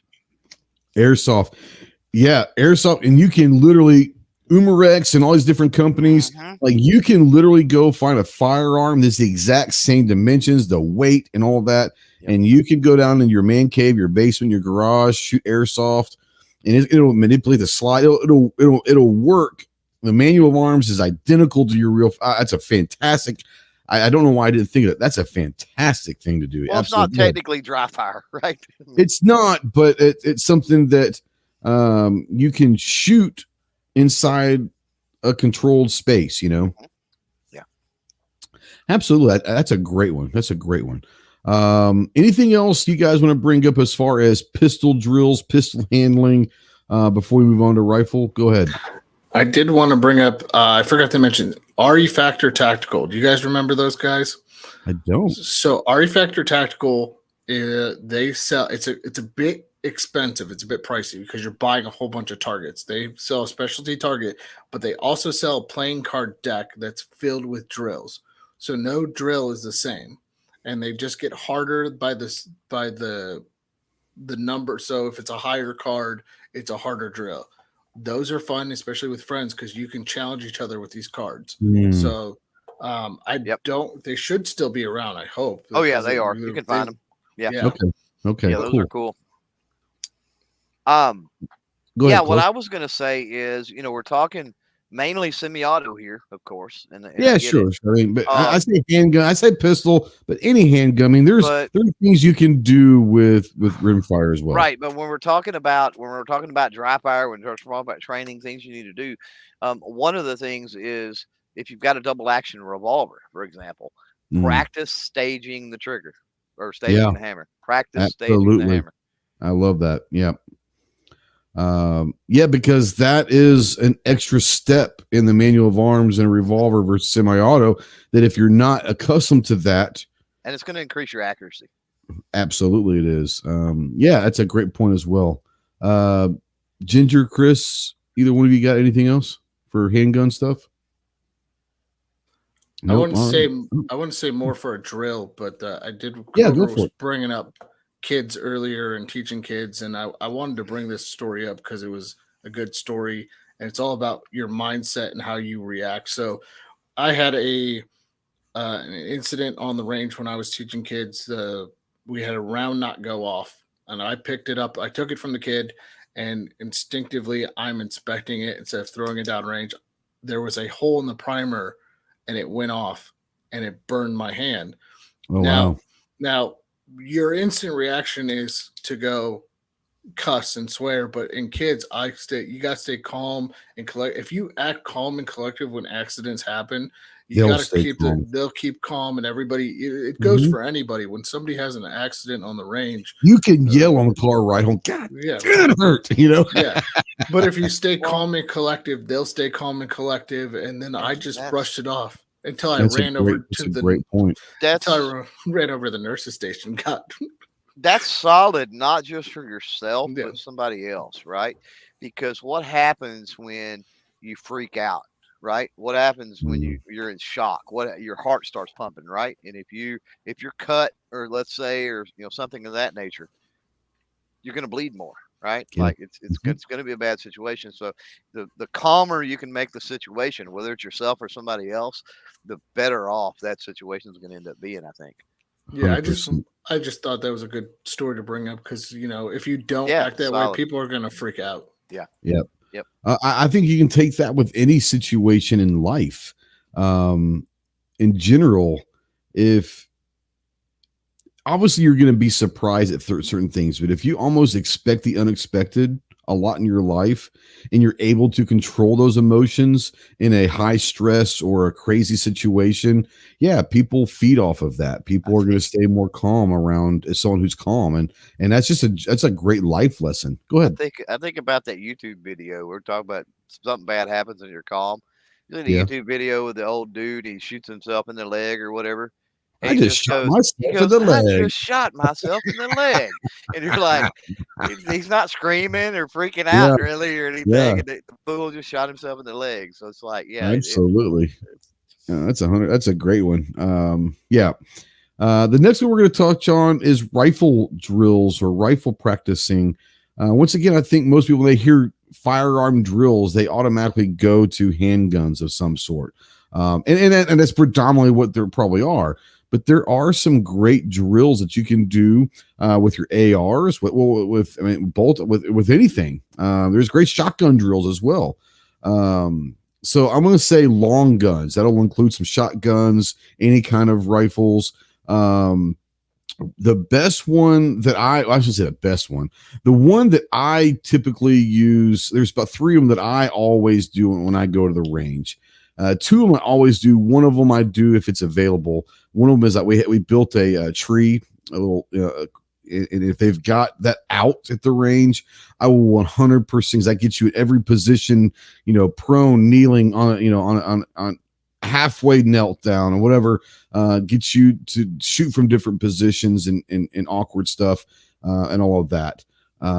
That's one that I always, if it's available. The 2 that I do every time I pick up, especially my AR, that I always do, and I don't know what it's called. This might be the up-down drill. I call it the Ronin drill because I learned it from a class with Lamb Ronin. If you guys don't know Ronin tactics, but Lamb. So I call it the Ronin drill, and it's basically get your firearm down in like the low ready, and you just bring it up, double tap. Bring it up, get your picture, double tap, and just keep doing that. And all that does is you bring it up as quickly as you can, find that dot or get your sight picture, boom, boom, get a couple taps down and go down. And you just keep doing that to where, once again, muscle memory, just boom, boom, boom, boom, boom, boom. And you go slow as you need to. I actually have a video that I did maybe a year or 2 ago on the Ronin drill. That's what I call it. It's not really called the Ronin, but I call it the Ronin drill because of 2. But and it's just it's a great little simple drill to just have the low ready. You get your sling on if you run a sling, whatever. You just bring it up, take 2 shots, go down, go as slow as you need to. Progress until we get faster. All of this is progress. Go at your own speed. And for you, it might be fast. For others, that might be man, he's slow, or whatever. Go as fast as you can while being safe and being proficient. Once again, naturally, your speed will pick up. The Ronin drill is a great one. And then I always do kind of what Chris was talking about with handguns, going strong arm, weak arm. A lot of CQB that I've done in my life, most people that haven't done a lot of CQB don't realize, depending on where you are and what direction you're going, if you're going down a hallway or through a door, you're not going to have it, and you're a right-handed shooter, you're not going to do this to stay right-handed. What are you going to do? You're going to go left-handed, keeping your profile behind cover as much as possible. So you need to be able to learn how to shoot left-handed and right-handed with your rifles, especially in AR, especially if you're going to be doing any kind of CQB work. Once again, you never know what's going to happen in that Red Dawn situation. Your right arm, your right hand might be injured or whatever, and you're going to have to be able to manipulate and fire that rifle with your weak hand. So I'll always do the Ronin drill, and I'll always do, to the right, switch over, go to the left, go to the right, go to the left, and work both sides. You be more proficient, and you start getting used to how to grip it, and the transition between right and left is as good. Whether you're right-handed, is strong hand, or weak, it doesn't matter. If you're going 2 and 2 and 2 and 2 back and forth, you're going to get pretty proficient with that. So those are the drills that I'll always do. Let's start with Ginger on this one. As far as rifles, like when you're doing a class with rifles, I don't know if you guys do AR classes or rifle classes. I'm sure you have, but when you do that, are there some drills that you always incorporate in your classes? Yeah, so I do the Ronin drill, as you just I don't know what it's called. I just call it the Ronin drill because I learned it from 2, so I don't know what it's called. You actually might know the actual name of it. I don't know. It might just be the up-down drill. I don't know. I do I turn off my dot, and I do that too to see, because that could happen. Yes. Another drill I like to do is run between cover and reload, and that way I do a lot of mag retention drills. So a lot of us learn now to just drop that mag. If there's still ammo in it, put it back in the pouch, get your mag retention. Absolutely. I will say this, and this is something that people need to understand, whether you're handgun or rifle, if you're going to be practicing movement between cover to cover, do one thing for the rest of your life. Do not change your magazine unless you're behind cover. please, unless you 100% have to. But there's no situation that you should have to run dry and do a mag change out in the open. Get to cover, even if it's like a little trash can, something. Do your mag change from behind cover, because if you're sitting out there and wide open, they've got free shots at you in that situation. Sorry, go ahead. No, it just popped in my head. So there's that. The other one that I find fun, and it's funny because it was an accident and I started incorporating it into my drills, is putting you all know, putting a 30 round mag into an AR filled with 30 rounds is kind of a no-no because it doesn't always like to seat right. I like to do always download mine. Yeah. I do it on purpose because I want to turn and learn that if I turn and fire and that mag drops, I need to get back to cover, put a fresh mag in, don't pick up that mag and go to the next cover. So it happened by mistake. I find it kind of, it's that oh shit moment because you want to dive down and grab that mag because it's instinctive. Pistol transition with rifle, always a great drill to transition over from rifle to pistol. And then because I'm weird and I can't shoot rifles left-handed, no matter what I do, I have to learn how to transition rifle to pistol over to left hand to pie the corner if I need to go left. And that's a great idea. If you're practicing and trying to get that left-hand rifle shooting down, and for somebody like John, it just doesn't work with you. It is what it is. But you're able to proficiently shoot your handgun left-handed. That's a great idea. Say, hey, look, if I'm going to go right-handed down, transition to my pistol, do that left-handed, transition back. Fantastic. Love that. I'm going to wait until everyone talks because there's something that I do also, especially for other people. And sometimes it pisses them off, but it's a great drill as well. You got something else, John? Go ahead. No, that's it. Okay. Clove. Long gun, whether it's shotgun, bolt, whatever, long gun drills. Well, let me say first that a lot of the stuff for the last whatever hour we've been talking about with handguns applies to long guns too. It does, absolutely. You can do all of these drills with 100%. So just be thinking about that if we don't mention certain things. I'm going to go shotgun, and I'm going to talk about more the sporting use. I mean, be that bird with hunting or sporting clays. And the number one thing when you're dealing with shotguns is the number one thing is the shotgun has to fit.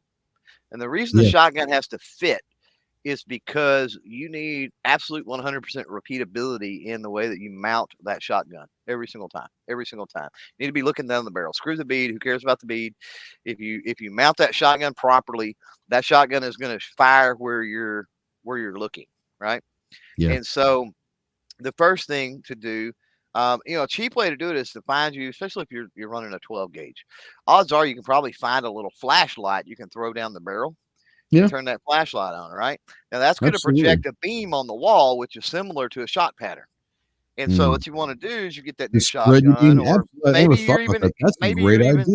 you're even in a gun shop looking at, a new shotgun. Well, that's one thing to look at. Selling Clover, he has a great idea. I hate saying that. So let's say you're in let's say you have a little Streamlight or you have something, and the gun shop's okay with you putting that down the barrel. You can mount that shotgun and you can kind of see, okay, does this fit? Is it going to need some tweaking on the stock, or whatever. So don't discount a shotgun because it doesn't fit. You can always use shims or do something and tweak the stock most of the time. But once you have a shotgun that does fit, you can use that same thing as far as repeatability for your mounting, right? Get in the room, pick a spot on the wall across the room, mount, turn the light on, obviously put it in the barrel, turn it on, mount, come back down to low ready, mount, come back down to low ready, and just practice that over and over and over and over again. I like that. Yeah, that's thinking outside the box and doing that in a pretty cheap way, because guess what? If you don't have a flashlight that will fit inside your shotgun barrel, go to Walmart and you can probably get one at Walmart for $1 somewhere. You absolutely can, or a single AAA Streamlight macro stream. Yeah, I'm just saying, like if you just want to go to the dollar store or Walmart, you can probably find something for $1, like to get that done. But a little single AA or single AAA flashlight usually will fit right in there. Now, I would advise pulling the belt clip off or the pocket clip if it has one. But, yes, but yeah, that's a great idea. I never even thought about that. Yeah, it's a great one. Go ahead, Ginger. Before I'm gonna piggyback off of Clover, which is always so bad. Yeah, but he brought your lesson yet. My back's starting to cramp up. I know. He said something that made me think. It's not quite a drill, but patterning your shotgun is what a lot of people don't do, and also swapping your ammo with a shotgun. That is a great drill to swap between slug and buck and slug, just so you know what you're targeting. And also understand with the different chokes in your shotgun, how the spread will react and all of that, because those different chokes, if you're new to shotguns, and I'm speaking kind of out of my ass, I know enough about shotguns to be dangerous. I just don't. Home defense, it don't matter. Home defense. I understand that, but I'm just saying, like in general, like even if you don't plan on using one, if your if your shotgun comes with several different chokes, use all of them to understand what each of them do. The knowledge will help you decide that. But yeah, in a home defense, if you're talking 21 feet or whatever 10 yards, you're probably pretty good with them. It's not opening up anyway. Exactly. At that distance. Yep. Christopher, bring you in here. The man in black. Start calling you Johnny Cash, man. He's always wearing black. I never noticed that. I just thought about that. He's always wearing. It's Johnny Cash right there. Hey, hello. I'm Johnny Cash. I'm Johnny Cash. Rifle, in your case, maybe some PCCs for competition, long guns in general or whatever, some drills that you do or that you've seen or that you try to get people to understand what are good ones. So 2 of my favorite things to practice are, so when we shoot USPSA, almost every match, we're going to have a stage that is going to require a Virginia count, they call it. Okay. So let's say we got 4 targets downrange. We got to fire 2 rounds into each target. Mm-hmm. Now, a lot of people have said before, well, this doesn't relate to real life scenarios, but then my argument always is with this. So what happens is, it's a real life scenario. Like, is there a normal real life scenario? I mean, So what happens is you just shot 3 stages. So let's say you fire 2 rounds. One of them goes in the A zone of the target, but you might throw a delta. So your instinctive thing is going to be fire that 3rd round into the A zone so you get a better score on that target. Sure. Now, when you go to Virginia count, you get 2 rounds in that target. That's it. You can't. Yep. So if you throw a delta, your instinctive action is, I got to throw another round into that target. Well, you just destroyed that whole stage. You lost so many points. Done. There's no coming back. So what it does is it forces you to think under stress. And that's something that I like to practice when we go out. Yeah. My second favorite thing to do is set up barricades to where I cannot hit that target unless I switch to my weak shoulder. Absolutely. That's something I practice all the time. And what happened, I was in my second USPSA match I ever shot, and I had to switch to my right shoulder, and I couldn't hit a target to save my ass. And after that, I was like, and I just kept drilling myself, and I still do it to this day. At least once every other month or so, I'll go out and do that, where I'll shoot a couple rounds off my left, off my right, because I just felt deflated after that. I was like, I got to learn how to do this. It'll humble you. Like, people, I am not an amazing shot. I'm a pretty good shot. Like, pretty good shot. When you start trying to go, for me, it'd be a weak shoulder, would be left shoulder.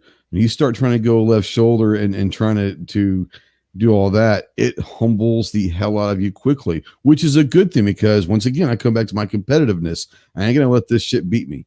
Yeah. So that's just me, and all that. I think that this is firearms in general. This is life in general. Sounds weird. You never know what's going to happen. Have you ever tried to eat dinner with left hand only? It's weird. Like, right? Do anything. Right. Weekend.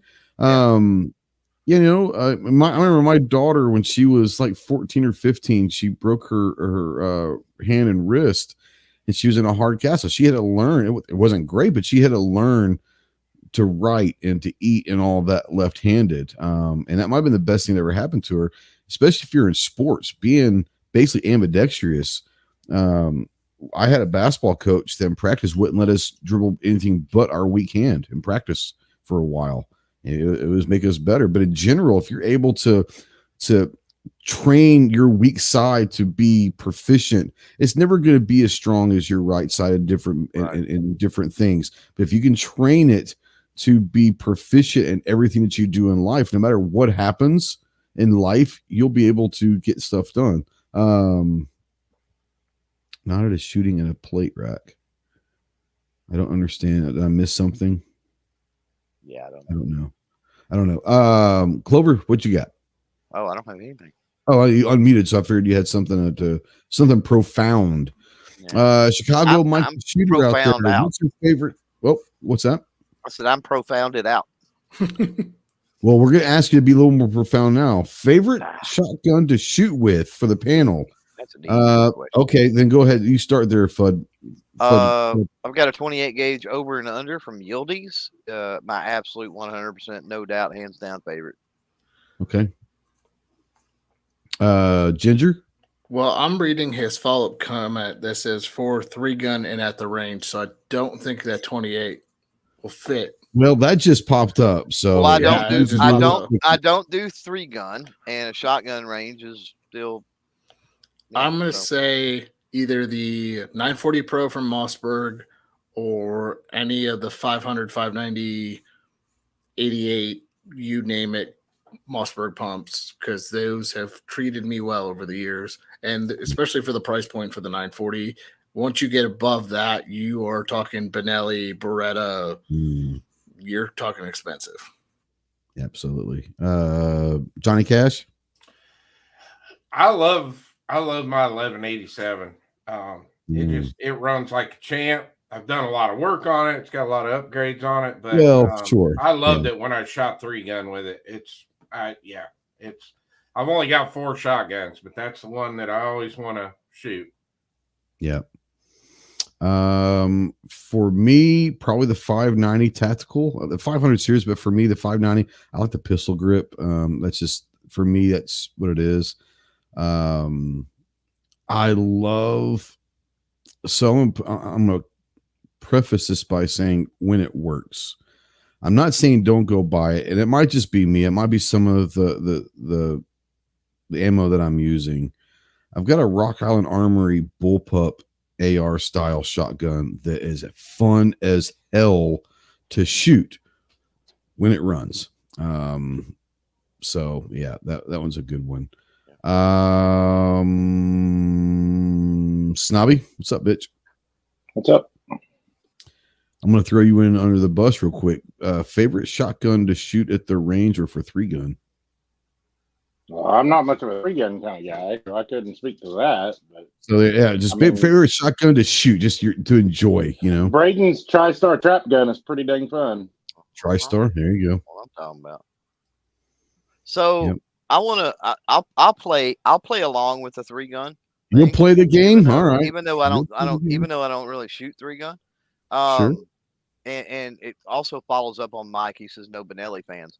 So yeah, for me, there's a reason. It's not that I don't like the Benelli stuff, but when you can get the Grisan MC312 Sport for half the price or less, that's the exact same action and is a phenomenal shotgun. Like if I was going to 3-gun, without a doubt, that's the one I would snatch up and run with because it's amazing and it's fun to shoot. I don't shoot trap or skeet. I don't do any of that stuff. Like the shotguns that I shoot are just for fun or for a home defense, or if you're working on breaching. I mean, if that's your game, those are my experience with shotguns. So, yeah, that's why I choose a 590. That's why that was the first shotgun I ever got was, you know, it's the 500 series of Mossberg. I don't think for the price, I don't think if you're out there looking for entry level or first shotgun, you really can't go wrong with the Mossberg 500 series. They've got different models you can choose with, but you really can't, for the money, you can't go wrong with it. Now, the Benellis and the Berettas and the TriStars and the whatever the hell, a Bowser, a Blauser, or whatever the hell Clover was talking about, $28,000 freaking shotgun. Obviously, you can go as high as you want and get as high quality as you can get, but if you're just looking for a shotgun that's going to run every time, it's hard to beat a 500 series Mossberg. That's just the way it is. Mike says he's got a Benelli Supernova 12 gauge. There you go. I like the Supernova. It's a great gun. It's just too plasticky for me. That's just my opinion. So Benelli Supernova, the Beretta, who likes the old M4? I mean, that's probably a classic also. The Beretta M4 is a classic shotgun. I will say the Supernova is way better than the Nova. The Nova is the hardest kicking shotgun on the planet ever. I don't think I've ever shot one, so I wouldn't know. But yeah, it's insane, crazy, stupid. So, but yeah, the Supernova. But man, Benelli, it's like, yeah. Bring you in, Snob. Handguns or rifles. Okay. I don't know if you've been listening or not. We're talking just some great drills that are kind of like the staple drills that you always want to do or you recommend to people, whether it's handgun or rifle or a long gun. It didn't have to be rifle. Long guns or handguns. Are there any drills out there that you say, man, like this is just going to be everyone's got to do this one? The old to the chest, one to the head thing, Yeah. back in the day. I don't know. I don't know. I don't know the name of half of them. I'm not real tactical. I know when we trained with the police department, we did the to the chest, one to the head was like the biggest thing we trained on all the time. Sure. Yeah, like I said, the two big ones, the big staples in the world are probably the Bill drill and the Mozambique. Those are the two that. The Mozambique. I didn't know that. Everyone's gonna probably know those, or may not know the name of it, but when they see it, they're like, "Oh yeah, I know that drill." So, faux shizzle. Yeah, that's my deal. I don't know names of drills. Yeah, like no, I get it. I'm kind of like Clover. I was kind of going with a Milwaukee, but right. That's just me. Right. I'm so glad I let you in. I'm so glad I let you. Actually, Clover let you in. You son of a bitch. Can we take just a quick second here to acknowledge and ask Chris to turn off his camera again? Because I just noticed something when his camera was off. Oh, the one that my new icon at Foster. The avatar. Yes, that is awesome. That is pretty good. That is pretty good. I will say that your beard in real life is not that brown, homie. Just saying.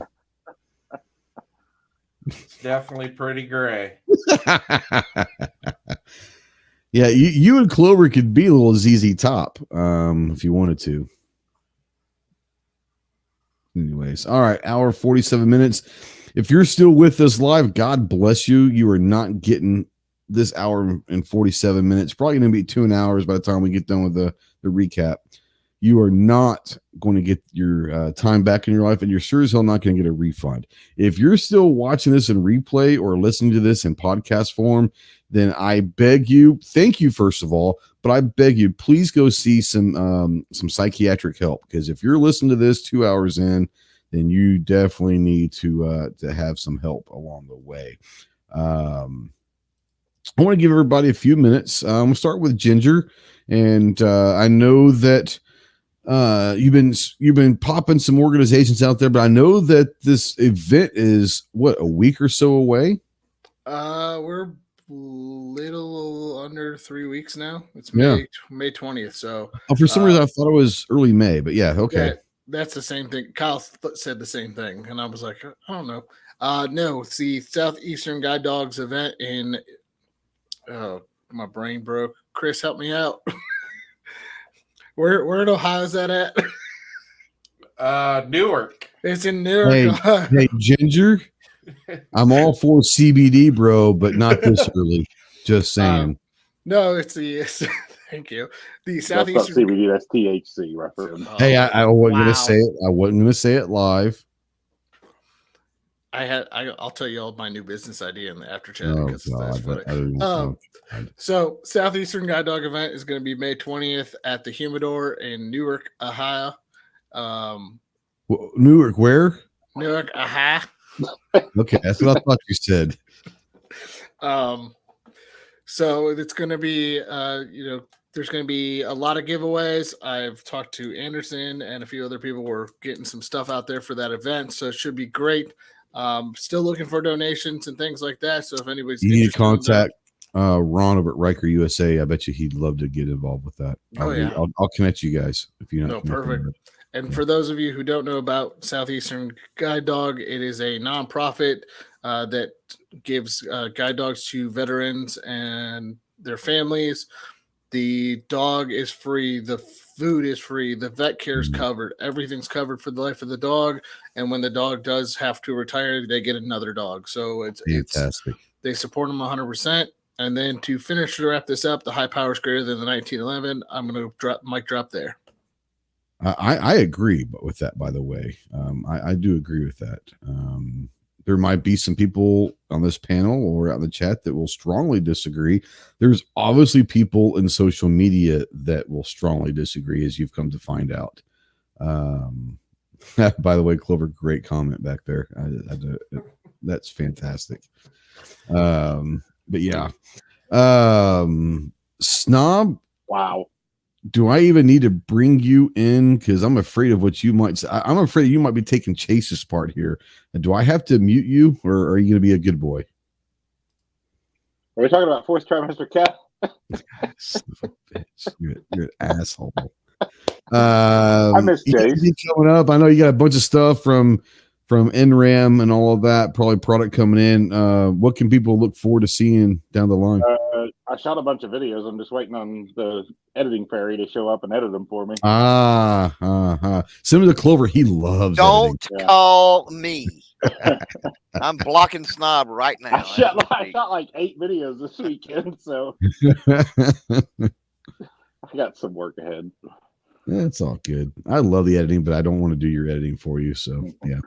I love editing too. If it didn't have me going, you got to cut all that out. It takes some effort. So why don't you just slow down and then not say as much, and then you can just edit out. He's got 8 videos to shoot in 2 hours. I really don't. Well, just slow down your talking is all I'm saying. But he's from Oklahoma. He already talks pretty slow, so I get it. I always get comments that I talk too fast. Hello, Pot. Have you met Kettle? Wow. Yeah. Wow. Yeah. I throw shade with love. As long as it's not shit, it's all good. We saw that in the store earlier. That was disgusting. That was disgusting. We had a weird ass group chat that some weird shit. Oh my, that was it was shit for sure. Literally, that was disgusting. Yeah. What did I miss? Go check the chat out. NSA chat. Okay. A reel I sent earlier. Oh my god.